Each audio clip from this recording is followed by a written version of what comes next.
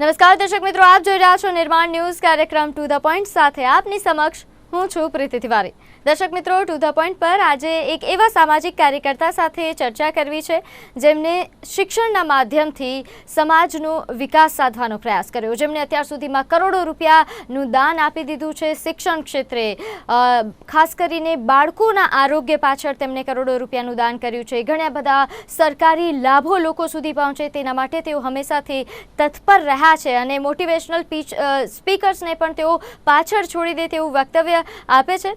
ત્યારે આજે મનુભાઈ ચોકસીની હું વાત કરી રહી છું, તેમની સાથે આપણે ચર્ચા કરવી છે કે તેમની સામાજિક કાર્યકર બનવાની જે સફર છે તેની શરૂઆત ક્યારથી થઈ, કેવી રીતે થઈ અને સાથે સાથે તેમનું જે મુખ્ય જે લક્ષ્ય રહ્યો છે કે શિક્ષણના માધ્યમથી સમાજના વિકાસ સાધવાનો, તો એની પાછળનો હેતુ શું છે, કઈ રીતે તે તેમના આ કાર્યને આગળ ધપાવી રહ્યા છે, આ તમામ બાબતો પર ચર્ચા કરીશું। ચર્ચા કરવા માટે મારી સાથે જોડાઈ ગયા છે જાણીતા એવા સામાજિક કાર્યકર્તા મનુભાઈ ચોકસી। મનુભાઈ, પહેલા તો નિર્માણ ન્યૂઝ પર આપનું સ્વાગત છે।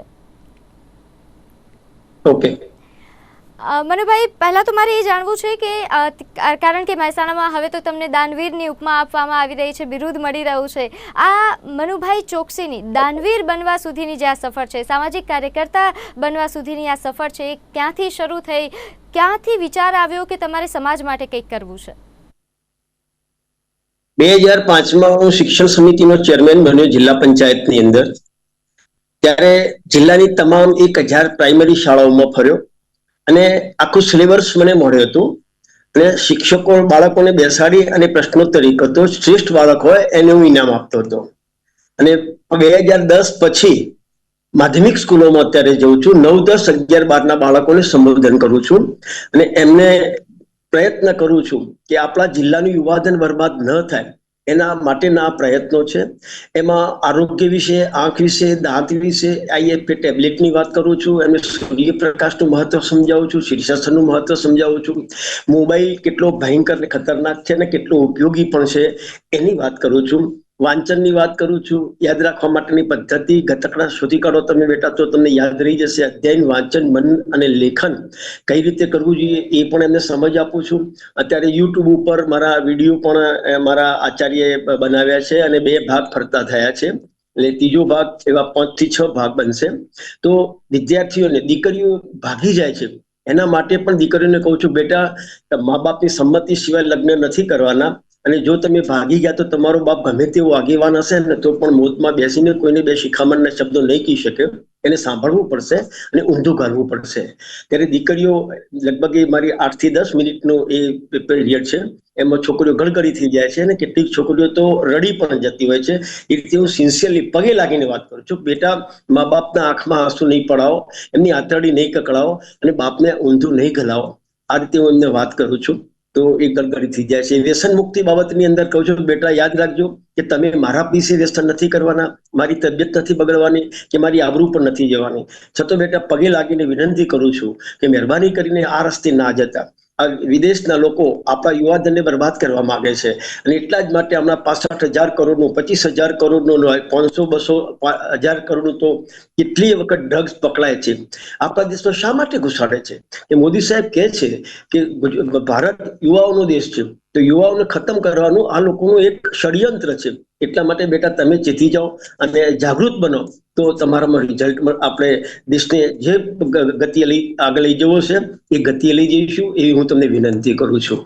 આ રીતે વાત કરું છું। મારો અહીંયા બ્લીઝ વોટર પાર્ક છે અને એનું 1 કરોડ રૂપિયા અમારું ભાડું વાઇટ છે અને એ ભાડાના અમે 4 ભાઈ છીએ, મારા ભાગના 25 લાખ રૂપિયા હું દર સાલ આરોગ્ય અને શિક્ષણ એમાં ખાસ કરીને સગર્ભા બહેનોને 10 ગ્રામથી ઓછું HB હોય એવી પહેલા 3300 બહેનો હતી અને અત્યારે હાલ 1000 બહેનો જેવી છે, એમને ખજૂરના પેકેટ દર મહિને, ગોળના રવા છે, પ્રોટીનના ડબ્બા છે એ આપું છું અને આપવાનું ચાલુ પણ કર્યું છે। એટલે આ બધી પ્રવૃત્તિઓ મારા લોહીમાં વણી ગઈ છે।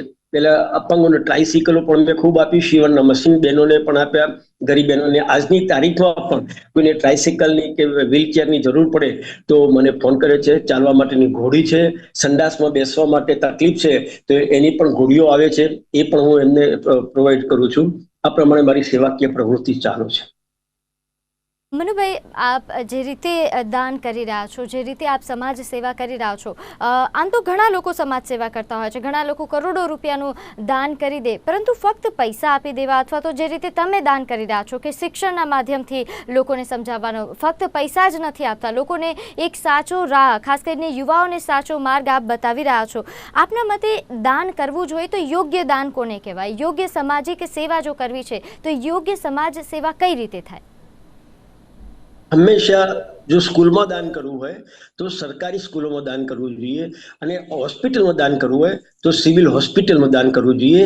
આજે સિવિલ હોસ્પિટલની અંદર કિડનીના દર્દીઓને લગભગ 18 લાખ રૂપિયા મેં ડાયાલિસિસ માટે જ્યારે સરકાર 200 રૂપિયા લેતી હતી ત્યારે એમની પાસે નહોતા, તો એ પણ મેં આપીને 5 વર્ષની અંદર 18 લાખ રૂપિયા થયા. આજે સિવિલ સર્જને મારું ત્યાં તકતી મારેલી છે કે મનુભાઈ ચોકસી પરિવાર તરફથી આ દાન એમ કે અમને ગરીબ દર્દીઓને મળેલું છે. એ જ પ્રમાણે HIV પોઝિટિવ છે એમને મેં ચા કોફીનું મશીન લાવી આપ્યું છે, અને અત્યારે હાલ કિડનીના દર્દીઓ અને HIV પોઝિટિવ દર્દીઓને હું ચા કોફી માટે વર્ષે 1 લાખ રૂપિયા ત્યાં દર સાલ નિયમિત પહોંચાડું છું. એ કામ પણ હું કરું છું. તો આ પ્રમાણે મારી પ્રવૃત્તિ છે. વિધવા બહેનોને પેન્શન, હજારો બહેનોને મેં વિધવા પેન્શન અપાવ્યું છે. ઘણા યુવાઓને બસના પાસ અને એના સર્ટિફિકેટ અને ટ્રાયસિકલ, સીવણના મશીન એ પણ મેં અપાવરાવેલા છે, અને એ કામ સતત પ્રવૃત્તિ કરું છું. હું ગામડે જઉં છું, જાદુગર લઈને જતો હતો, અને પંચાયતના સરપંચોને મારી જોડે નંબર હોય, હું ફોન કરું કે તમારા ગામમાં જાદુગર લઈને આવવાનો છું, અને ત્યાં ગયા પછી અંધશ્રદ્ધા અને વહેમ ઉપર કંકુ કેવી રીતે કાઢી શકાય, જીભમાં સળીઓ કઈ રીતે પરોવી શકાય, દોરીને ટુકડા કઈ રીતે કરે છે, જાદુગરે ખુલ્લું પાડી દેતો હતો કે છેતરાવું નહીં. આવું બધું હોય છે, ધતિંગ કરતા હોય છે લોકો.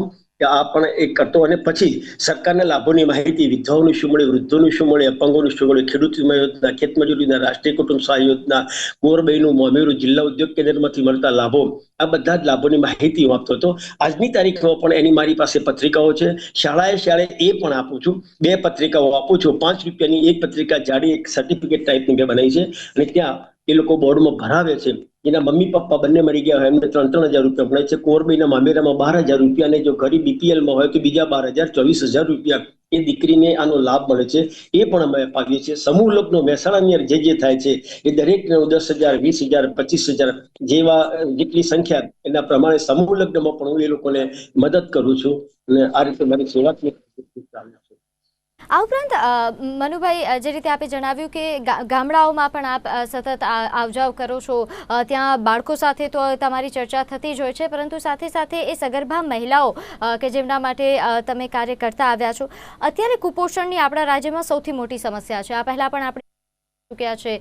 આ કુપોષણ સમસ્યા જો નાબૂદ કરવું હોય તો આપના મતે સરકારી યોજનાઓની સાથે સાથે એવા કયા કાર્યો કરવાની જરૂર છે કે જેથી આ કુપોષણની સમસ્યા આપણા રાજ્યમાંથી દૂર થઈ શકે?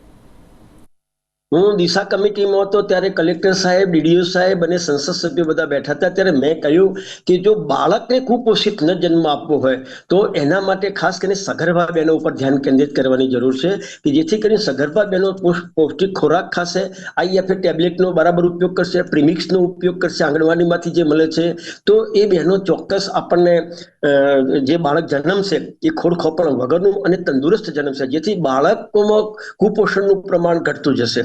એટલે આપણે ખાસ કરી સગર્ભા બહેનો ઉપર વધારે ધ્યાન આપવાની જરૂર છે, એવી મારું મંતવ્ય છે. ની વાત આવે, બાળકો સાથે આપણે સતત તમે ચર્ચા કરતા આવ્યા છો, બાળકોને સાચી દિશા દર્શાવવા માટે તમે સતત ક્લાસ લેવા જાઓ છો, સતત તમે વક્તવ્ય આપો છો, અને બાળકો જ નહીં, તમે તો શિક્ષકોને પણ તાલીમ આપો છો. શિક્ષકોને જ્યારે તમે તાલીમ આપવા જાઓ છો તો કઈ કઈ બાબતોનું ધ્યાન રાખો છો? તમારા મતે આજના શિક્ષકમાં કયા મોટા બદલાવ લાવવાની જરૂર છે?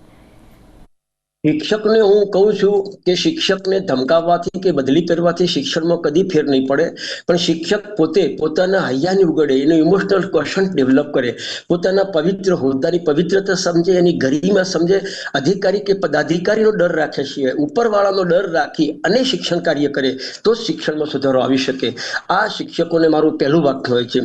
અને કહું છું કે પહેલા તમે તમને ઓળખો. હું આર્યું તમે વાતમાં એવું કહો છો કે અમે તો માસ્તર કેવી, અમે તો પંતુજી કેવી, અમને ખબર ના પડે. ભાઈ, તમે આવું શા માટે બોલો છો?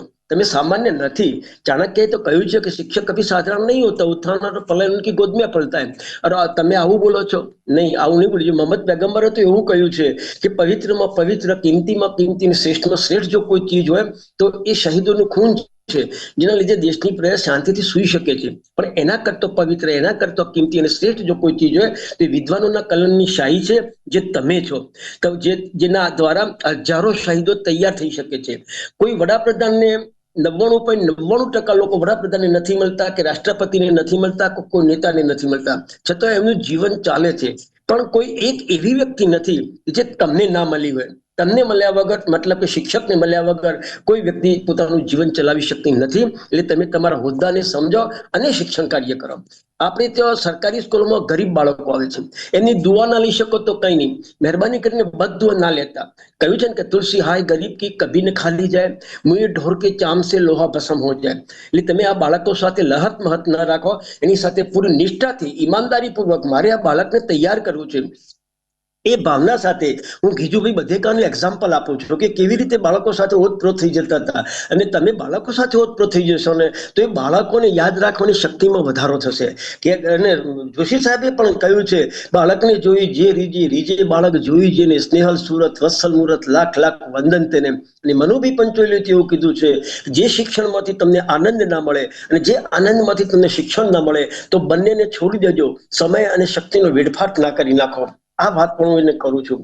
ઘણા એવા હોય છે, હું તો કહું છું કે તમારે મંદિરે જવાની, માળા કરવાની કે ભક્તિ કરવાની કોઈ જરૂર નથી. હકીકતમાં આ બાળકો છે એ જ તમારા ભગવાનો છે, એ જ તમારા મંદિરો છે. એના ઉપર પૂરતી કાળજી રાખો તમે, તો તમારે અને સ્વર્ગને એક વેત છેટું છે. પણ કયા શિક્ષક માટે? તો કર્મયોગી શિક્ષક માટે. શિક્ષકોના 3 પ્રકાર છે, કનિષ્ઠ, કર્તવ્યનિષ્ઠ અને કર્મયોગી. તો એ કર્મયોગી જે શિક્ષક છે એ વિના વળતરે બાળકને એક્સ્ટ્રા પીરિયડ લઈને પણ ભણાવે છે. એટલે આવા જે શિક્ષકો છે એ ચિંતા કરે છે બાળકને પોતાના કે મારે ભણાવવું છે, વળતર નથી લેતા. તો એવા શિક્ષકોને સ્વર્ગ અને એમને કોઈ એક વેદ જેટલું પણ છેટું નથી. એ વાત પણ એમના મગજમાં યાદ કરાવું છું. બિલકુલ. આ ઉપરાંત મનુભાઈ, હવે બાળકોની, આજના યુવાઓની જો વાત કરીએ તો સૌથી મોટી સમસ્યા આજના યુવામાં એ છે કે દર બીજા યુવાને ડિપ્રેશનની સમસ્યા છે. દર બીજા બાળકને એ સમસ્યા છે કે એને કોઈને કોઈ પ્રકારનું ડિપ્રેશન આવી જાય છે, કોઈને કોઈ પ્રકારનું સ્ટ્રેસ આવી જાય છે. તમે તો આટલા વર્ષથી કામ કરી રહ્યા છો, આટલા વર્ષથી લોકો સાથે મળો છો, ઘણી બધી સમસ્યાઓનો સામનો કરવો પડ્યો હશે. પહેલાના સમયમાં શું આટલું ડિપ્રેશન હતું ખરા? નહીં, પહેલા શિક્ષણનું પ્રમાણ એટલું બધું નહોતું અને શિક્ષણ એટલું બધું અર્થોપાર્જનમાં માનવામાં નહોતું આવતું, એટલે આટલું બધું ડિપ્રેશન નહોતું. પણ અત્યારે તો એની પાછળનું મૂળ કારણ વાલીઓ છે. કેટલીક વખત તે બાળકને શું ભણવું છે એ બાળકને નક્કી નથી કરવા દેતા, અને એ લોકો નક્કી કરે છે કે ના, મારે તો તને સાયન્સ લેવડાવવાનું છે, તને ડોક્ટર બનાવવાનું છે. એ લોકો પણ મારો વિષય નથી, મને નથી ફાવતો, છતાં પણ એની પાછળ ખઈ ખબૂચીને પડે છે અને એને આ વિષય લેવડાવે છે. અને પછી એને અનુકૂળતા ના આવે, મોટો ખર્ચો થાય અને નપાસ થાય, એટલે બાળક ટેન્શનમાં આવી જતું હોય છે અને એટલે ડિપ્રેશન. હું બાળકોને કહું છું, બેટા ભણવામાં વીક હો તો ડરી ના જાઓ, ગભરાઈ ના જાઓ તમે. હું થોમસ આલ્વા એડિસન ની વાત કરું છું કે થોમસ આલ્વા એડિસન છઠ્ઠામાંથી એને ઉઠાડી મૂકવામાં આવ્યો અને એની મમ્મીને કહ્યું, तुम्हारे बच्चे को घर पे रखो, वो खुद तो ध्यान नहीं देता, दूसरों का ध्यान डाइवर्ट करता है. तो એની મમ્મીએ કહ્યું, મેડમ तुम कुछ भी बोलो, मेरा बेटा बड़ा होकर महान बनेगा. અને એ છોકરો કેમિકલ ઉથલ પાથલ કરે છે, પ્રયોગો પ્રયોગો પ્રયોગો, અને 1073 શોધો કરે છે, એટલે એ મહાન વૈજ્ઞાનિક બને છે. એટલે બેટા ભણવું એટલું જરૂર નથી. તમને સંગીતમાં રસ છે તો એમાં તમે ખૂપી જાઓ. તમે ગાયક બની શકો છો, તમે ચિત્રકાર બની શકો છો, સંગીતકાર બની શકો છો. તમને જેમાં રસ હોય એમાં ડીપમાં તમે જાઓ. ભણવું એટલું જરૂરી નથી. તમે નહીં ભણો તો પણ હોશિયાર વિદ્યાર્થી કરતો આગળ નીકળી જશો. પણ ક્યારે? કે વિનય, વિવેક, ચારિત્ર, નિષ્ઠા, ઈમાનદારી અને નિર્વ્યસથી તમે રહેશો ને તો 12મા પછી બાપ દાદાનો ધંધો સંભાળી લો, ભણવાની કોઈ જરૂર નથી. આ પણ એને હિંમત આપું છું. બેટા વડીલોને માન આપો, ઇમોશનલ કોશન્ટ ડેવલપ કરો, તો તમારા જીવનમાં કોઈ દુઃખ નહીં આવે. એ હું એમને સમજણ આપું છું. તમે ગરીબ છો તો પણ ગભરાશો નહીં. ગરીબ લાલ બહાદુર શાસ્ત્રીની વાત કરું છું. લાલ બહાદુર શાસ્ત્રીને સાહેબે પૂછ્યું કે तुम लोग क्या बनोगे ક્લાસમાં? તો કોઈ કે ડોક્ટર, વકીલ, એન્જિનિયર, શિક્ષક, લેખિકા, શિक्षिका. तो होशियार विद्यार्थी लाल बहादुर शास्त्री बोलता नहोता, तो गुरुजी ने पास से गया कि बेटा तू पढ़ने में होनहार है, तो क्यों कुछ नहीं बनना चाहता? तो क्या मैं तो वो तो महान बन सकते हैं, वो तो सुखी है, और शहर में रहने वाले, मैं तो गरीब हूँ, विधवा माँ का बेटा हूँ और गांव में रहने वाला हूँ, मैं कैसे महान बन सकता हूँ? गुरुजी के नहीं बेटा, महान बनने में गरीबी कोई बाधा रूप नहीं होती, તું બી મહાન બની શકતા है. એટલે ગુરુજી એને હિંમત આપે છે. તો લાલ બહાદુર શાસ્ત્રી ભણી ગણીને આપણે જાણીએ છીએ કે આપણા દેશના વડાપ્રધાન બને છે. એટલે એ પણ કહું છું, ગરીબ હોય તો ડરી ના જાઓ, ગભરાઈ ના જાઓ. આ વાત પણ કરું છું, ભણવામાં વીક હોય તો પણ ડરી ના જાઓ, પણ વિનય, વિવેક, ચારિત્ર, નિષ્ઠા, ઈમાનદારી એની શું ફાયદો થાય છે અને ઉદ્ધતાઈ અને વ્યસનથી શું નુકસાન થાય છે એ પણ કહું છું કે બેટા દારૂડિયાના ઘરમાં કોઈ દીકરી ના આપે. ધ્યાન આપજો, તમારા પપ્પા વ્યસન કરતા હશે તો તમે આખી જિંદગી વોઢા મરશો. તમારી દવાની કોઈ જરૂર પડી 3-4 લાખ રૂપિયાની, તમારી પાસે આપણું આરોગ્યનું કાર્ડ નથી તો પપ્પા લેવા જશે તો જવાબ શું મળશે? ભાઈ તું દારૂ પીવે, તાકતથી ના કરે, પૈસા ઉડાડે, અમે મારા મજૂરીના પૈસા તે ના આપીએ. ત્યારે તમારા ઘરની વ્યક્તિના મૃત્યુનું કારણ તમારા પપ્પાનું વ્યસન હશે. તમારે આગળ ભણવું છે સાયન્સ કે એન્જિનિયરિંગમાં, તો એ ફી માટે પણ પપ્પાને આ જ જવાબ મળશે. ત્યારે તમારી કારકિર્દી બગડશે, એની પાછળનું કારણ પણ તમારા પપ્પાનું વ્યસન હશે. પણ જો નિર્વ્યસની ઘરમાં બધા હશે તો દવા માટે પણ પૈસા મળશે અને ભણવા માટે પણ પૈસા. જા તું તાર પૈસા લઈ જા, તારા છોકરાને ભણાય અથવા તો દવા કરાય અને તું તાર પૈસાની વાત પછી કરજે. આ ફાયદો અને ગેરફાયદો થાય છે. તમારે 5 જોડી કપડાં જોઈએ તો પપ્પા નથી આપતા, પ્રવાસમાં જવું છે તો પૈસા નથી, મારે ટ્યુશન કરવું છે તો પૈસા નથી, પણ વ્યસન માટે પૈસા છે. તો પપ્પાને બેટા સમજાવો કે તમે વ્યસન કરો છો, 3-4 હજાર રૂપિયા મહિને ખર્ચો છો, એટલા જો મને આપી દો તો મારા કપડાં આવી જાય, અમારો પ્રવાસ થઈ જાય. આ શિક્ષણનો ભાગ છે. તો અમને શા માટે તમે પેલું કરો છો? તમારે અમને કઈ ના આપવું હોય તો કઈ નહીં, પણ તમે વ્યસન બંધ કરો. હું એમને પૂછું, બેટા 45-50 વર્ષની નાની ઉંમરે તમારા પપ્પા ખાટલા ખરોડ થઈ જાય કેન્સર કે કિડનીના રોગની અંદર, અથવા તો મરી જાય, તો તમને ગમશે? ના. તો તમે પપ્પાને કહો, પપ્પા અમારે તમારી જરૂર છે, તમે લાંબુ જીવશો તો અમારા માટે કંઈક સારું કરશો. આ કાકા બાપા અમારો કોઈ ટીકો નહીં વાળે, એટલે તમે લાંબુ જીવો એના માટે અમે તને વિનંતી કરીએ છીએ. ભાઈને પરણાવવાનો છે સમાજની અંદર, સમાજમાં આપણે આબરૂ ઘટે છે અને કોઈ પહેરાવશે નહીં. એટલા માટે પણ વ્યસનમાંથી મુક્ત થવા માટે હું બાળકોને કહું છું કે તમે તમારા પપ્પાને કહો કે પપ્પા કેટલા વ્યસન ગુટકા ખાઓ છો કે 10, તો મારા માથા ઉપર હાથ કરીને સોગન ખાઈને કહો કે આખો મહિનો હું 9 ખાઈશ. એમ કરતા કરતા દર મહિને એક ગુટકો ઓછો થાય તો પણ એ વ્યસન મુક્ત થઈ જશે. અને વિદ્યાર્થીઓને કહું છું, બેટા અમે મારી પત્રિકાઓ મેં છપાવી છે, એમાં મેં સ્પષ્ટ લખ્યું છે કે 4 નંબરની મારી કલમ છે કે 40% કરતો વધારે વ્યસન, 90% કરતો વધારે વ્યસનીઓ 40, 42 ને 45 વર્ષ થતો એવી શરમજનક પોઝિશનમાં મુકાય છે કે નથી કોઈને કહી શકતા, રહી શકતા કે સહન કરી શકતા. અને એ છે એમનું પૌરુષત્વ ખતમ થઈ જાય છે, ના મર્દ બની જાય છે, નપુંસક થઈ જાય છે. ત્યારે બાળકોને એકદમ કરંટ લાગે છે અને કેટલાક ફોન પણ મારા ઉપર આવે છે કે દાદા હવે અમારે બંધ કરવું હોય તો. તમે કીધું બેટા ધીરે ધીરે બંધ કરી દો, અને વલ્લભીની માફક કે ઝાટકે સિગરેટ એમને બંધ કરી હતી એમ પણ તમે બંધ કરી શકો છો. આ શિખામણ પણ એમને આપું છું.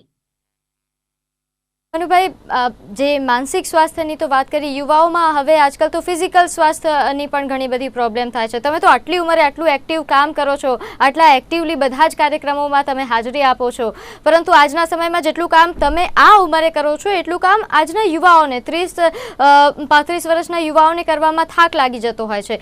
આ તમારી જે તમે આટલા એક્ટિવ છો આટલી ઉંમરે, એની પાછળનો રાજ શું છે? આજના યુવાઓએ આવું જીવન જીવવું હોય તો શું ધ્યાન રાખવું? એમને કહું છું, બેટા તમે જે ખાવાનું એ ખાતા નથી અને નહીં ખાવાનું એ ખાઓ છો. જંક ફૂડ, કુરકુરી જેને કહેવામાં આવે છે, પડીકાની વસ્તુમાં વિટામિન, પ્રોટીન, લોહ તત્વ, ક્ષારો કશું જ નથી. તમે શા માટે એ બધી વસ્તુઓ ખાઓ છો? એના કરતા જે દુકાનમાંથી તમે લાવો છો એને કાકા તમે સિંગ રાખો અથવા ચણા રાખો કે કારેલાના બીજડા રાખો. એટલે લારીમાં ગાજર છે, જામફળ છે, ચીકુ છે, આ બધા ફ્રૂટ આવે છે, તો એ તમે ખાઓ ને તો પેટમાં કંઈક જશે ને શક્તિ આવશે. પણ આ લોકો એની પાછળ જ પેલા હોય છે અને થોડા વ્યસન પાછળ પણ હોય છે. અને મા બાપના ત્યાં ઘરની અંદર ખોરાક પૂરતા પ્રમાણમાં પૌષ્ટિક ખોરાક મળી શકતો નથી અને એક્સરસાઇઝ કે એ કસરત પણ કરતા નથી. એટલે આ બધા પ્રશ્નો બનતા હોય છે. અરે 26મી જાન્યુઆરી કે 15મી ઓગસ્ટે વ્યાયામમાં ઉભા હોય, તડકો હોય, 26મી જાન્યુઆરી તો ઠંડી હોય, છતાં પણ બાળકો તડકો સહન કરી શકતા નથી અને ધપ દઈને હેઠા પડતા હોય છે. એવું પણ મેં જોયેલું છે.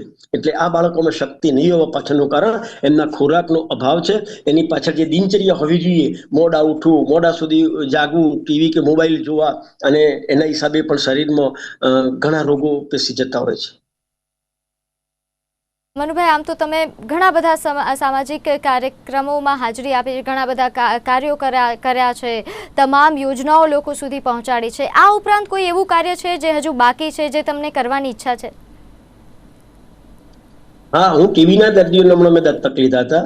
150 ટીબીના દર્દીઓ હતા, જેની પાછળ દર મહિને 50 થી 60,000 રૂપિયાની મારી કીટ જતી હતી. અને રાજપાલશ્રી અમને ત્યાં રાજભવનમાં બોલાવી અને અમારું સન્માન કર્યું હતું. એટલે એ કાર્યક્રમ પણ હું કરું છું. અને હાલ ગરીબોને કેવી રીતે આપણે મદદરૂપ થઈએ એના સતત મારા પ્રયત્નો છે. આ મારી સાથે પણ મારે એક જગાજી ઠાકોર કરીને છે, એ પણ અહીંયા આવીને બેઠા છે મારી સામે. અને ઊંધિયું અને ઉત્તરાયણના દિવસે ગરીબોને 50 રૂપિયે કિલો ઊંધિયું અમે આપીએ છીએ. તો એ બધી પ્રવૃત્તિઓ પણ કરીએ છીએ. ઠંડીમાં ધાબળા આપીએ છીએ, વરસાદમાં તાડપત્રી પણ આપેલી છે. એટલે આ બધી પ્રવૃત્તિઓ પણ મારા મગજમાં ચાલ્યા કરતી હોય છે. જી, મારી સાથે જોડાયા તે બદલ આપનો ખૂબ ખૂબ આભાર. તો દર્શક મિત્રો, હાલ કાર્યક્રમ ટુ ધ પોઈન્ટ પર બસ આટલું જ. આપ જોતા રહો નિર્માણ ન્યૂઝ. નમસ્કાર.